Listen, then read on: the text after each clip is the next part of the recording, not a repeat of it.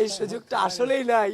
কিন্তু দেখেন, ঢাকা বিশ্ববিদ্যালয়ের শিক্ষার্থী ছাড়া সেখানে তো আর কারো ভোটাধিকার করার প্রয়োগ করার কোনো সুযোগ নেই। 1 ইঞ্চি মাটি আমার নারী শিক্ষার্থীর জন্য নিরাপদ হবে, আর সেটার জন্য আমরা পুরো বিশ্ববিদ্যালয়কে গতকাল আজকেও আমি বলছি, পুরো বিশ্ববিদ্যালয়কে হঠাৎ করে তো সকল এরিয়াতে 144 দ্বারা জারি করা যাবে না।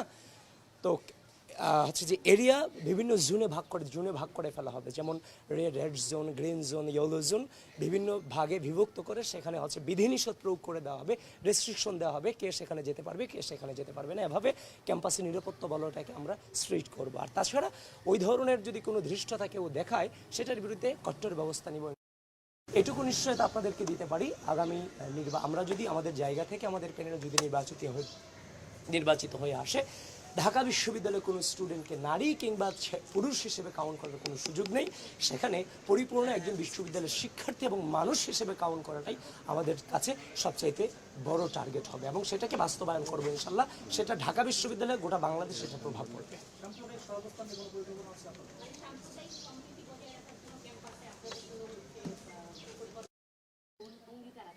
দেখেন, সাম্প্রদায়িক সম্প্রীতির কথা যেটা বলছেন, সেটা হচ্ছে যে আমরা প্রতিজ্ঞাবদ্ধ এই বিশ্ববিদ্যালয়ের ক্যাম্পাসকে একটি অন্তর্ভুক্তিমূলক, বৈষম্যহীন এবং সম্প্রীতিমূলক ক্যাম্পাসে আমরা রূপান্তরিত করতে চাই, যেখানে ধর্ম, বর্ণ, গোত্র নির্বিশেষে প্রত্যেকের অধিকারটা খুঁজে পাবে, প্রত্যেকের যে হচ্ছে যে সমান অধিকার সেটা বুঝে নেবে। সুতরাং সেখানে আমরা কোনো প্রকারের বৈষম্য কিংবা হচ্ছে যে কোনো প্রকারেরই বৈষম্য আমরা সেখানে দেখতে চাই না। আমরা সবাই বাংলাদেশি, এই ধারণাটাকে ওন করতে চাই, এবং সবার আগে বাংলাদেশ, এই কনসেপ্টটাকে আমরা ধারণ করতে চাই। সেখানে কোনো প্রকারের বিভেদ এখানে রাখা হবে না, সেটা হতে দেওয়া হবে না। একজন হচ্ছে যে কোনো ধর্মের, যে কোনো বর্ণের, যে কোনো গোত্রের মানুষ আমরা একসাথে বসবাস করব, এবং সে অধিকারটা এবং এই যে সাম্প্রদায়িক সম্প্রীতির একটা উজ্জ্বল দৃষ্টান্ত ঢাকা বিশ্ববিদ্যালয় থেকে গোটা বাংলাদেশে আমরা সেটা প্রতিস্থাপন করতে চাই। এই টার্গেট আমাদের আছে। সম্প্রীতির জন্য থ্রেট আমার দৃষ্টিকোণ থেকে সেটা আমরা দেখতে পাচ্ছি না। তবে ঢাকা বিশ্ববিদ্যালয়ের সকল ধর্ম, বর্ণ, গোত্র নির্বিশেষে তাদেরকেই বেছে নেওয়া উচিত, যারা হচ্ছে যে কোনো প্রকার হচ্ছে যে সাম্প্রদায়িক ইস্যুতে কিংবা হচ্ছে যে কোনো বিভাজনে কিংবা হচ্ছে যে সকলের অধিকারের ব্যাপারে যারা সোচ্চার থাকবে, তাদের বেছে নেওয়া উচিত। এবং বিগত যারা প্রার্থী হয়েছে কিংবা যারা ক্যান্ডিডেট আছে, তাদের সম্পর্কে ঢাকা বিশ্ববিদ্যালয়ের স্টুডেন্টরা যথেষ্ট অবগত আছে। সব কিছু মিলে বিগত সময়ের সকল ডাটা কালেকশন করে, তাদের রিসার্চ করে সেরকম প্রার্থীদেরকে বেছে নেওয়া উচিত, এটাই আমি মনে করি। আর আমাদের জায়গা থেকে, আমাদের প্যানেল থেকে আমরা সাম্প্রদায়িক সম্প্রীতির জায়গাটাতে সর্বোচ্চ জোরদার করবো। এখানে আমরা ঢাকা বিশ্ববিদ্যালয়ের জায়গাটা থেকে যদি আমরা সেই জিনিসটা প্রতিষ্ঠিত করতে না পারি, গোটা বাংলাদেশ আমাদের কাছ থেকে কি শিখবে? কারণ এই ডাকসু নির্বাচন তো এখন গোটা বাংলাদেশের ম্যাটার হয়ে গেছে। গোটা বাংলাদেশের মানুষের ডাকসু নির্বাচনের দিক তাকিয়ে আছে।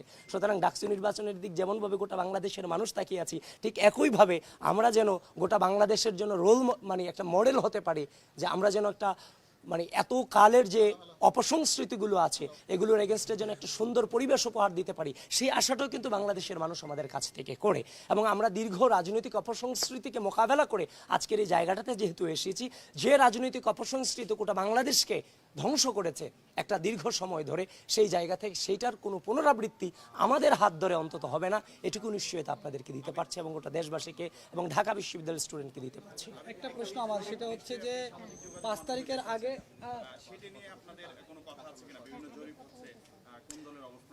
দেখেন, ঢাকা বিশ্ববিদ্যালয়ের শিক্ষার্থী ছাড়া সেখানে তো আর কারো ভোটাধিকার প্রয়োগ করার কোনো সুযোগ নেই। আমরা বিশ্বাস করি গণতন্ত্রে, আমরা বিশ্বাস করি ভোটাধিকারে। আমরা দেখেছি এর আগেও ফ্যাসিস্ট হাসিনা বিভিন্নভাবে সে অনেক ভালো, বারবার বিভিন্নভাবে সে এস্টাবলিশ করার চেষ্টা করেছে। সুতরাং জনমত প্রতিফলিত হয় ভোটাধিকারের মধ্য দিয়ে। আমরা সেই ভোটাধিকারকে সম্মান জানিয়ে এবং সেই ভোটাধিকারের জন্য একটা দীর্ঘ সময় ধরে লড়াই সংগ্রাম করেছি, এবং সেই ভোটাধিকার ঢাকা বিশ্ববিদ্যালয় থেকে সূচনা হতে যাচ্ছে গণতন্ত্র এবং ভোটাধিকারের। আমরা সেই 9 সেপ্টেম্বর ঢাকা বিশ্ববিদ্যালয়ের শিক্ষার্থীদের ভোটাধিকারের উপর আমরা আস্থা রাখছি। সেই পর্যন্ত আপনারা অপেক্ষা করুন। সুতরাং অন্য কোনো ম্যাটারে আমরা আপাতত কোনো কনসার্ন দিচ্ছি না। ভাই, সোশ্যাল মিডিয়ায় কালকে একটা পোস্ট দেখা গেছে, একজন প্রার্থী ক্লাসরুমে প্রচারণা চালাচ্ছে। এর বিরুদ্ধে কি আপনারা কোনো অভিযোগ দিবেন বা আপনাদের কিছু বলার আছে কিনা আচরণবিধি ভঙ্গের? ক্লাসরুমে সরাসরি প্রচারণা শুধু গতকালকে না, এর আগেও আমরা দেখেছি অনেক হেভিওয়েট প্রার্থী সরাসরি ক্লাসরুমে প্রচারণা চালিয়েছে। এটা সুস্পষ্টভাবে নির্বাচনী আচরণবিধি লঙ্ঘন।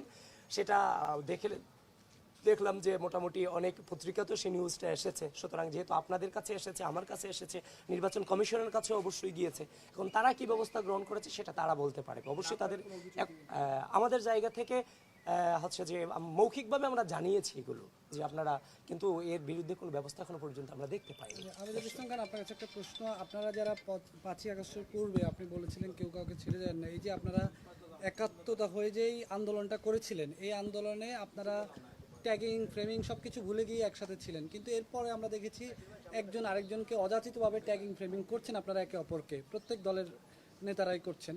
তো গত 2-3 দিন আবার একটু নীরব আমরা দেখতে পাচ্ছি, আপনারা কি সেই জায়গা থেকে চলে আসছেন যে ট্যাগিং ফ্রেমিং আর করবেন না আপনারা? দেখেন, ট্যাগিং ফ্রেমিং এর যে কথাটা বলা হয়, 5 আগস্ট পরবর্তী সময়ে যে জিনিসটা নিয়ে বিশ্ববিদ্যালয়ের বিভিন্ন ক্যাম্পাসগুলিতে অনৈক্যের জায়গাটা তৈরি হয়েছে, সেটা হচ্ছে যে রাজনীতিকরণের একটা অপচেষ্টা হয়েছে। সেটা কিন্তু আপনারা সকলেই জানেন।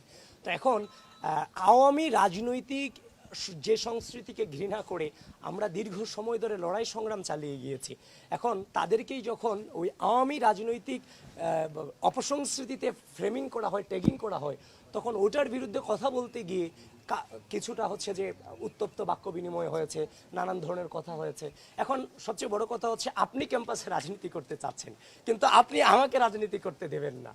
তো এই জায়গাটাতে যে একটা বিরাজনীতিকরণের অপচেষ্টা, সেই জায়গাটা থেকে কিছুটা মতবিরোধ তৈরি হয়েছে। আশা করছি সকল পথের, সকল মতের, সকল ঘরানার যারা ছাত্র রাজনীতি করে কিংবা যারা মত পথের মানুষ আছেন, আশা করছি আমরা এই অতীতের যে হচ্ছে যে আপনার নোংরা রাজনৈতিক সংস্কৃতি, সেটাতে আমরা যেতে চাই না। আমরা পুরো বাংলাদেশ ব্যাপী এবং পুরো ক্যাম্পাস ব্যাপী আমরা এমন একটা রাজনৈতিক সংস্কৃতি প্রচলন করতে চাই, যেখানে শ্রদ্ধা, স্নেহ, সহনশীলতা, সহমর্মিতার মধ্য দিয়ে বিতর্ক হবে, ডিবেট হবে, কথা কাটাকাটি হবে, কিন্তু দিন শেষে আমরা এক এবং ঐক্যবদ্ধ থাকবো রাষ্ট্রের স্বার্থে। এবং এই যে আমরা যাচ্ছি, বিভিন্ন হলগুলোতে যাচ্ছি, আমি এখন মহসিন হলের ডোর টু ডোর আমি প্রচারণা করছি, আপনাদের সাথে কথা বলছি, মেয়েদের হলগুলোতে, প্রজেকশন মিটিংগুলোতে যাচ্ছি, প্রচুর পরিমাণে প্রশ্ন আসছে, বিতর্ক হচ্ছে, আমরা তাদের প্রশ্নগুলোর অ্যান্সার দিচ্ছি, ঠান্ডা মাথায় আমরা অ্যান্সার দিচ্ছি, তারা খুব হচ্ছে যে জোরালো প্রশ্ন আমাদের দিকে ছুড়ে দিচ্ছি। এই যে সহনশীলতা, তাদের কাছে আমরা শুনছি, জবাবদিহিতা করছি, জবাবদিহিতা করে ওইখান থেকে বেরিয়ে আসছি, এরকম একটা পরিবেশে তো আমরা চেয়েছিলাম। সেখানে প্রচুর পরিমাণে তর্ক বিতর্ক হবে, কিন্তু রাষ্ট্রের স্বার্থে আমাদের ঐক্যবদ্ধতা জায়গা আমরা স্থির থাকবো। আমাদের এক হাতে থাকবে কলম, আরেক হাতে থাকবে রাষ্ট্রের সার্বভৌমত্ব রক্ষা করার অঙ্গীকার। এটাতে আমরা বিশ্বাস করি। আজকে তো ভিপি ডিবেট, সেই ডিবেটে আপনি আসলে কোন বিষয় তুলে ধরবেন? আজকে ভিপি ডিবেট, হ্যাঁ, সেটা ওখানে হয়তো আপনারা দেখতে পাবেন। একটা প্রশ্ন ছিল যে নীলক্ষেত, নাজিরাবাজার বিভিন্ন রেস্টুরেন্টে হলের শিক্ষার্থীদের নিয়ে খাওয়ানো হচ্ছে, তো এই সুযোগটা আছে কিনা হলের শিক্ষার্থীদের নিয়ে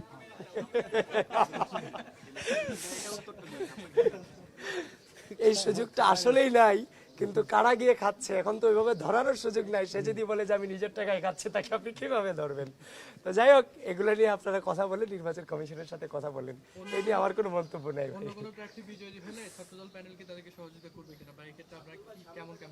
আমরা গণতন্ত্র এবং ভোটাধিকারের প্রতি যথেষ্ট সহনশীল এবং শ্রদ্ধাশীল। আমরা এমন একটি রাজনৈতিক সংস্কৃতি গোটা বাংলাদেশের মানুষকে উপহার দিতে চাই, যেখানে কেউ হেরে গিয়ে অভিযোগ করবে না, কেউ জিতে গিয়ে যে হেরে যাবে তার উপর অন্যায় করবে না। সামগ্রিকভাবে যেই জিতে যাবে, সবাই যেন জিতে যায়, সবাই যেন সম্মিলিতভাবে কাজ করে। আমরা ওই রাজনৈতিক সংস্কৃতির পথে এগুচ্ছি এবং আপনারা সহযোগিতা করেন, আমরা ওইটাই বাস্তবায়ন করবো ইনশাআল্লাহ।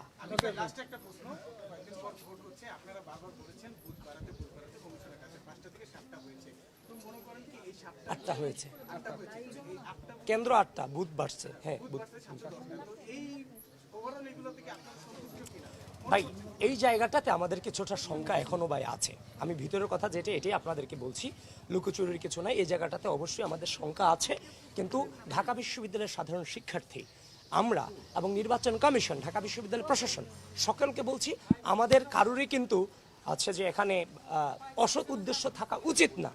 তো আমি চাই, আমি যেভাবে আমি নিজেকে মনে করছি যেমন আমাদের কোনো অসৎ উদ্দেশ্য এখানে নাই, আমিও বিশ্বাস করতে চাই আমি যেরকম বাকিরাও সেরকম, আমরা যেরকম বাকিরাও সেরকম।